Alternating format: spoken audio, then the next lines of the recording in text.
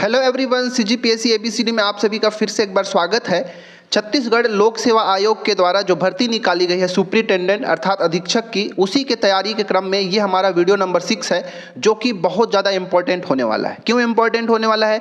क्योंकि आज के इस वीडियो के अंदर हम निःशुल्क और अनिवार्य बाल शिक्षा अधिकार अधिनियम 2009 पर आधारित 30 से भी अधिक MCQ प्रश्नों का प्रैक्टिस करने वाले हैं, जो कि बहुत ही ज़्यादा इंपॉर्टेंट है। किसी भी एग्ज़ाम की अगर आप तैयारी करते हो और जहाँ पे ये टॉपिक पूछा जाता है वहाँ से प्रश्न पूछने की चांसेस जो है बहुत अधिक रहते हैं।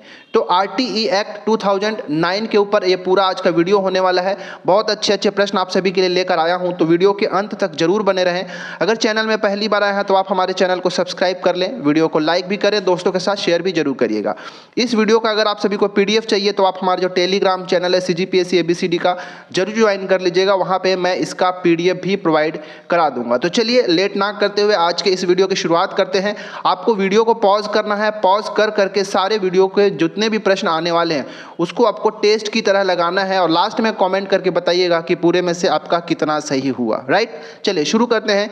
ये रहा स्क्रीन के ऊपर आप सभी के लिए पहला प्रश्न है कि निःशुल्क और अनिवार्य बाल शिक्षा अधिकार अधिनियम कब लागू किया गया था? Very very important question. बताइए कब लागू किया गया था? वीडियो को पॉज करिए और आंसर देने की कोशिश करिए।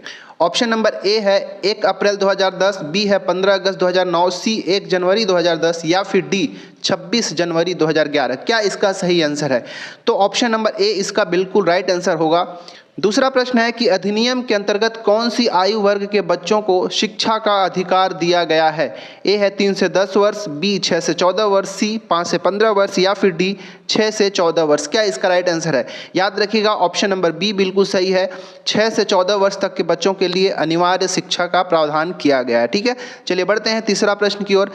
तीसरा प्रश्न है कि यह अधिनियम भारतीय संविधान के किस अनुच्छेद के तहत लागू किया गया है? अनुच्छेद 21, अनुच्छेद 21A, अनुच्छेद 19(1) का ए या फिर अनुच्छेद 45? बताइए इसका right answer option number B, अनुच्छेद 21A के तहत इसको लागू किया गया है, इस अधिनियम को लागू किया गया है। ठीक है, चौथा प्रश्न है कि अनुच्छेद 21A को संविधान में कब जोड़ा गया था? 1995 में, 2002 में, 2005 में या फिर 2009 में? क्या इसका सही आंसर है? इसका सही आंसर है ऑप्शन नंबर बी, 2002 में इस अनुच्छेद को संविधान में जोड़ा गया था। ठीक है, चलिए पांचवा प्रश्न देखिए। पांचवा प्रश्न है स्क्रीन के ऊपर कि इस अधिनियम के अनुसार प्राथमिक शिक्षा की अवधि कितनी है? 4 वर्ष, 5 वर्ष, 8 वर्ष या फिर 10 वर्ष? तो ऑप्शन नंबर सी इसका राइट आंसर है कि प्राथमिक शिक्षा जो है वो 8 वर्ष में कंप्लीट हो जाना चाहिए। चलिए छठवां प्रश्न देखिए कि RTE अधिनियम किस संशोधन द्वारा संविधान में जोड़ा गया था? 86वां संविधान संशोधन, 91वां संविधान संशोधन, 93वां संविधान संशोधन या फिर 94वां संविधान संशोधन? अगेन ये बहुत ज़्यादा इंपॉर्टेंट प्रश्न है, आप सभी को पता होना चाहिए कि 86वां संविधान संशोधन जो कि 2002 में हुआ था, इसी के तहत इस अधिनियम को संविधान में जोड़ा गया था। ठीक है, 21A की जो हमने बात किया था वो इसी 2002 में 86वें संविधान संशोधन के अंतर्गत संविधान में जोड़ा गया था। ठीक है, चलिए बढ़ते हैं प्रश्न क्रमांक 7। सातवां प्रश्न देखिए कि RTE अधिनियम के अनुसार स्कूल से निष्कासन का प्रावधान है या नहीं? ऑप्शन नंबर ए है, ऑप्शन नंबर बी नहीं है, ऑप्शन नंबर सी केवल 10वीं कक्षा तक या फिर डी है केवल निजी स्कूलों में? बताइए इसका क्या आंसर होगा? ऑप्शन नंबर बी, ऐसा कोई भी प्रावधान नहीं है कि स्कूल से बच्चों को निष्कासन किया जाए। आठवां प्रश्न कि RTE अधिनियम के तहत किसी भी बच्चे को किस आधार पर भेदभाव नहीं किया जा सकता है? जाति, धर्म, लिंग या फिर उपरोक्त सभी? किसी भी प्रकार से किसी भी बच्चे के साथ भेदभाव नहीं होना चाहिए। ऑप्शन नंबर डी बिल्कुल राइट आंसर है। चलिए बढ़ते हैं प्रश्न क्रमांक 9 की ओर। 9वां प्रश्न पढ़िए ध्यान से कि RTE अधिनियम में स्कूल छोड़ने वाले बच्चों के लिए क्या व्यवस्था है? मतलब जो ड्रॉप कर देते हैं स्कूल को, ऐसे बच्चों के लिए क्या व्यवस्था किया गया है? ऑप्शन नंबर ए, उन्हें छोड़ दिया गया है। ऑप्शन नंबर बी, उन्हें श्रमिक बनाया जाएगा। ऑप्शन नंबर सी, उन्हें विशेष प्रशिक्षण दिया जाएगा या फिर ऑप्शन नंबर डी है उन्हें परीक्षा देनी होगी? तो इसका राइट आंसर है ऑप्शन नंबर सी, उन्हें विशेष प्रकार का प्रशिक्षण प्रदान किया जाएगा। 10वां प्रश्न है कि निजी स्कूलों को अपनी सीटों का कितने प्रतिशत वंचित वर्गों के बच्चों के लिए आरक्षित रखना अनिवार्य है? ये भी इंपॉर्टेंट प्रश्न है दोस्तों, याद रखिएगा। क्या इसका आंसर होगा? ऑप्शन नंबर ए 15%, 20%, 25% या फिर 10%? Right answer option number C. ठीक है, 25% जो है आरक्षित रखना चाहिए। देखिए प्रश्न क्रमांक 11 को ध्यान से पढ़िए। प्रश्न है कि आरटी अधिनियम के अनुसार स्कूल प्रबंधन समिति में कितने प्रतिशत अभिभावक होना चाहिए? 25%, 50%, 75% या फिर पूरे 100%? राइट आंसर है ऑप्शन नंबर सी, 75% जो मैनेजमेंट में जो होंगे अभिभावक ही होंगे। 12वां प्रश्न है कि आरटी अधिनियम के तहत निःशुल्क शिक्षा का क्या अर्थ है? ए केवल ट्यूशन फीस माफ, बी केवल सरकारी स्कूलों में प्रवेश, सी किसी भी प्रकार की फीस या व्यय न लिया जाए, या फिर ऑप्शन नंबर डी केवल गरीबों के लिए। बताइए। तो इसका आंसर ऑप्शन नंबर सी बिल्कुल सही है, किसी प्रकार का फीस या फिर व्यय न लिया जाए, यही इसका अर्थ है निःशुल्क शिक्षा का। ठीक है, चलिए बढ़ते हैं प्रश्न क्रमांक 13 की ओर। प्रश्न है कि इस अधिनियम के तहत न्यूनतम शिक्षक छात्र अनुपात प्राथमिक स्तर पर क्या निर्धारित किया गया है? अच्छा प्रश्न है, याद रखिएगा। ऑप्शन नंबर ए है 1:20, बी 1:25, सी 1:30 या फिर ऑप्शन नंबर डी 1:40। क्या इसका आंसर सही है? याद रखिएगा 1:30 का अनुपात होना चाहिए। मतलब कहने का कि एक टीचर के ऊपर कम से कम 30 विद्यार्थी होना चाहिए, मतलब यही रेशियो ही होना चाहिए, 1:30 का रेशियो होना चाहिए। अगर 60 बच्चे हो जाएंगे तो 2 टीचर होना चाहिए, 90 बच्चे हो जाएंगे तो 3 टीचर कम से कम होना चाहिए। तो इस अनुपात में चलना चाहिए। ठीक है, 14वां प्रश्न है कि निःशुल्क और अनिवार्य बाल शिक्षा अधिकार अधिनियम का उद्देश्य क्या है? वीडियो को पॉज करिए और आंसर देने की कोशिश करिए। ऑप्शन नंबर सी बिल्कुल राइट आंसर हो जाएगा कि इस अधिनियम का मुख्य उद्देश्य यही है कि प्रत्येक बच्चे को गुणवत्तापूर्ण प्राथमिक शिक्षा प्राप्त हो। ठीक है, चलिए बढ़ते हैं 15वां प्रश्न की ओर। 15वां प्रश्न है कि आरटीई अधिनियम में बच्चों के नामांकन के लिए कौन सा दस्तावेज अनिवार्य है? जन्म प्रमाण पत्र, कोई भी दस्तावेज अनिवार्य नहीं है, सी आधार कार्ड या फिर डी जाति प्रमाण पत्र। क्या इसका आंसर होगा? इसका answer option number B right answer हो जाएगा, कोई भी दस्तावेज अनिवार्य नहीं है। ठीक है, 16वां प्रश्न है कि आरटीई अधिनियम के अंतर्गत बच्चों के शारीरिक दंड पर क्या प्रावधान है? अनुमति है, आंशिक अनुमति है, पूर्ण प्रतिबंध है या फिर स्कूल पर निर्भर करता है? तो option number C right answer है, पूर्ण रूप से प्रतिबंध है किसी भी प्रकार का शारीरिक दंड देने पर। चलिए बढ़ते हैं 17वां प्रश्न की ओर। प्रश्न है कि इस अधिनियम के अनुसार शिक्षा का अधिकार किस प्रकार का अधिकार है? मौलिक अधिकार, विविधिक अधिकार, आर्थिक अधिकार या फिर सामाजिक अधिकार? इसका राइट आंसर है ऑप्शन नंबर ए मौलिक अधिकार। शिक्षा का अधिकार जो है मौलिक अधिकार के अंतर्गत आता है। ठीक है, चलिए बढ़ते हैं प्रश्न क्रमांक 18 की ओर। प्रश्न है आरटीई अधिनियम के अंतर्गत शिक्षकों की नियुक्ति हेतु क्या अनिवार्य किया गया है? केवल अनुभव, बी शिक्षक पात्रता परीक्षा टीईटी, सी साक्षात्कार या फिर डी स्नातक की डिग्री? क्या इसका आंसर होगा? ऑप्शन नंबर बी याद रखिएगा, टीचर एलिजिबिलिटी टेस्ट जो होता है टीईटी, ये अनिवार्य किया गया है। चलिए बढ़ते हैं प्रश्न क्रमांक 19 की ओर। 19वां प्रश्न है कि आरटीई अधिनियम के अनुसार स्कूल की दूरी बच्चे के घर के कितनी होनी चाहिए? मतलब बच्चे के घर से कितनी दूरी पर स्कूल जो है होना चाहिए? अगर प्राथमिक स्तर का स्कूल है तो 1 किलोमीटर, 2 किलोमीटर, 3 किलोमीटर या फिर 5 किलोमीटर? राइट आंसर है इसका ऑप्शन नंबर ए। ठीक है, 1 किलोमीटर तक होना चाहिए। 20वां प्रश्न है कि इस अधिनियम के तहत निगरानी की जिम्मेदारी किस संस्था की है? नीति आयोग की, मानव संसाधन विकास मंत्रालय की या फिर सी राष्ट्रीय बाल अधिकार संरक्षण आयोग एनसीपीसीआर की या फिर ऑप्शन नंबर डी राज्य शिक्षा विभाग का? बताइए क्या इसका आंसर होगा? ऑप्शन नंबर सी इसका राइट आंसर होगा, एनसीपीसीआर। इसी को इस अधिनियम के तहत निगरानी करने की संपूर्ण जिम्मेदारी सौंपी गई है। प्रश्न क्रमांक 21 को ध्यान से देखिए। प्रश्न है कि आरटीई अधिनियम के अंतर्गत प्राथमिक शिक्षा की आयु कितनी वर्ष है? 6 से 10 वर्ष, 6 से 11 वर्ष, 6 से 12 वर्ष या फिर ऑप्शन नंबर डी 6 से 14 वर्ष? क्या इसका आंसर है? ऑप्शन नंबर डी याद रखिएगा, 6 से 14 वर्ष रखा गया है प्राथमिक शिक्षा की आयु। 22वां प्रश्न है कि आरटीई अधिनियम में शिक्षा का कौन सा स्तर शामिल नहीं है? प्राथमिक, उच्च प्राथमिक, माध्यमिक या फिर डी प्राथमिक प्लस उच्च प्राथमिक? बताइए इसका क्या आंसर होगा? Option number C. ठीक है, माध्यमिक शिक्षा को इसमें शामिल नहीं किया गया। राइट, बढ़ते हैं प्रश्न क्रमांक 23 की ओर। 23वां प्रश्न को ध्यान से पढ़िएगा कि इस अधिनियम के अनुसार अनिवार्य शिक्षा का क्या अर्थ है?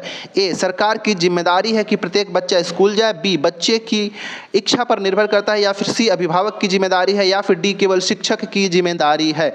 इसका आंसर ऑप्शन नंबर ए बिल्कुल राइट आंसर है, यह सरकार की जिम्मेदारी होगा कि प्रत्येक बच्चा स्कूल जाए, ये सरकार की जिम्मेदारी होगा। राइट, 24वां प्रश्न पढ़िए कि आरटीई अधिनियम 2009 के अंतर्गत निःशुल्क शिक्षा शब्द की परिभाषा किस धारा में दी गई है, ये भी याद रखिएगा। धाराओं से संबंधित जितने भी प्रश्न मैं यहाँ पे बताने वाला हूँ उसको नोट करके रखिएगा, याद रखिएगा।